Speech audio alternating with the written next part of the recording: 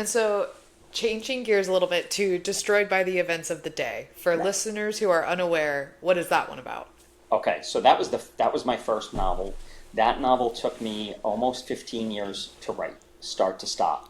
I started, I stopped, I went to grad school, I stopped, I started, I had a family, I got a different job, and it became almost like another appendage, and it stuck with me.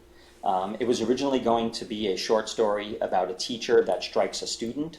And then you uncover that because of that, you uncover that this teacher has had a lengthy background and life of violence. Violence has always been the way in which he has solved most, if not all, of his conflicts and problems. Um, and that was really going to be much of what the short story was about. And so I, at the time, took it to the most honest critic I could find, which was my mom, who was an avid. I mean, my mother was a voracious reader, and she was a teacher as well.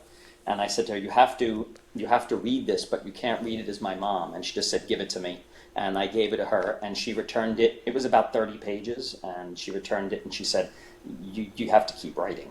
There's Oh. more of it. There's more of a story here." And I did. And it took me a long time. I picked it up, I wrote chapters, I went back, I threw out chapters. And then ultimately, I was just driving myself nuts, doing it repeatedly over and over again. So, long story short, I should get a tattoo, long story short. Long story short, I end up sitting down and committing a solid year to really going all the way back. I had forgotten what some of it was about, and I had included.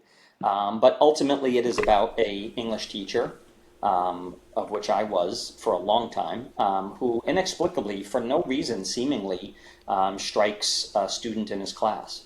And that is a catapulting event for the main character, the protagonist, Michael Cloughey, in his life with his family.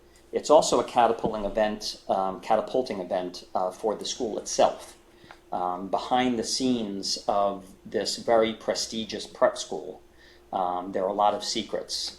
There are a lot of things that are going on that those in power, those in leadership, do not want a lot of people to know about, if anyone to know about.